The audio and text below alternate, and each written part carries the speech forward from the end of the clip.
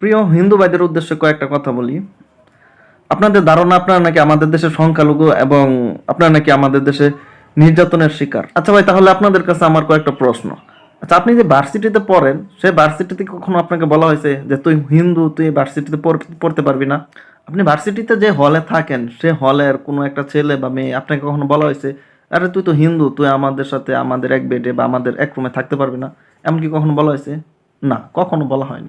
আচ্ছা, আপনি যখন বাজারে যান তখন দোকানদারকে আপনাকে বলে যে ভাই আপনি হিন্দু, আপনাকে 10 টাকা কেজিতে বেশি দিতে হবে? ধরেন আপনি বা আপনার আত্মীয় স্বজন আজকে রাস্তায় একটা বড় অ্যাক্সিডেন্ট করলেন, তো আপনি রাস্তায় পড়ে আছেন, তখন কি লোকজন বলবে যে এটা হিন্দু, এটা ধরিস না? এমনকি কি বলবে? আমাদের দেশে কেমন হয়? না, কখনো হয় না। নাকি আপনি হিন্দু বলে আপনার ছেলে মেয়েকে বা আপনার ছোট ভাই বোনদেরকে কোনো বিদ্যালয়ে পড়তে দেওয়া হচ্ছে না? এমন কি হচ্ছে? দেশের প্রত্যেকটা নাগরিক সুবিধা আপনারা পাচ্ছেন, তাহলে কেন নিজেকে সংখ্যালঘু দাবি করেন?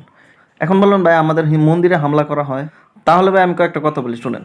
কিছুদিন আগে আমার বাড়ির পাশে এক মসজিদে এই মসজিদ থেকে ব্যাটারি চুরি হয়েছে। এর কিছুদিন আগে আমার বাড়ির পাশের একটা মসজিদ থেকে আপনার দান বাক্স থেকে টাকা চুরি হয়েছে, টাকা। যখন আমার মসজিদে চুরি ডাকাতি হয় আর যখন আপনার মন্দিরে যখন চুরি ডাকাতি হয়, তখন আপনি সংখ্যালঘু ট্যাগ বসায় দিলেন যে আপনি হিন্দু, তাই আপনার মসজিদে আপনার মন্দিরে আক্রমণ করা হয়েছে। কিছুদিন আগে আমি গাজীপুর সদরে যাইতেছি, তখন মনে করেন যে বাসওয়ালা আমার আমার কাছ থেকে 10 টাকা ভাড়া বেশি রাখছে। এখন আর যখন আপনার কাছ থেকে 10 টাকা ভাড়া বেশি রাখে, তখন আপনি হয়ে যান সংখ্যালঘু, আপনি ট্যাগ বসায় দেন সংখ্যালঘুর। আসল ভাই এমন কিছু না। আসল ঘটনা হচ্ছে চোরে না শুনে ধর্মের কথা। ঠিক আছে? যে চুরি করবে সে চুরি করবে, সে হিন্দু হোক আর মুসলিম হোক, সে সে এটা দেখে না, সে ধর্ম দেখে না, সে তার ধর্ম হচ্ছে চুরি করা। সে মন্দিরেও করবে, মুসলিমও করবে।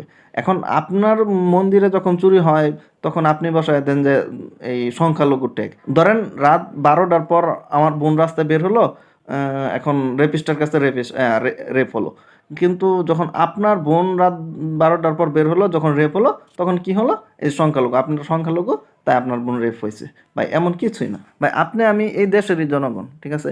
এই দেশে আপনার যতটুকু অধিকার, আমারও সেম অধিকার। আপনি যেমন এই দেশের নাগরিক, আমিও একইভাবে এই দেশের নাগরিক। তাই এই দেশের যতটুকু সুবিধা আমি ভোগ করি, ততটুকু সুবিধা আপনিও ভোগ করেন।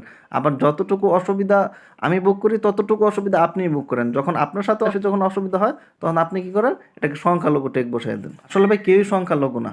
আপনি হচ্ছেন আমার ভাই আর আমি হচ্ছি আপনার ভাই। এদেশে হিন্দু, মুসলিম, খ্রিস্টান, বৌদ্ধ সকলে হচ্ছে একে অপরের ভাই। তাই আসেন ভাই, দেশের যে বর্তমানে যে অবস্থা, এই অবস্থাতে উন্নয়নের জন্য সকলের একসাথে হয়ে নিজের হাতে হাত রেখে কাজ করতে হবে। তাই ভাই আসেন সকলে মিলে দেশের উন্নয়নে কাজ করি। সকলের উচিত একসাথে মিলেমিশে কাজ করা, দেশের উন্নয়নের জন্য কাজ করা। তাই ভাই এসব চিন্তা ভাবনা মাথা থেকে বাদ দেন, আসেন আমরা দেশের উন্নয়নের জন্য একসাথে মিলেমিশে কাজ করি।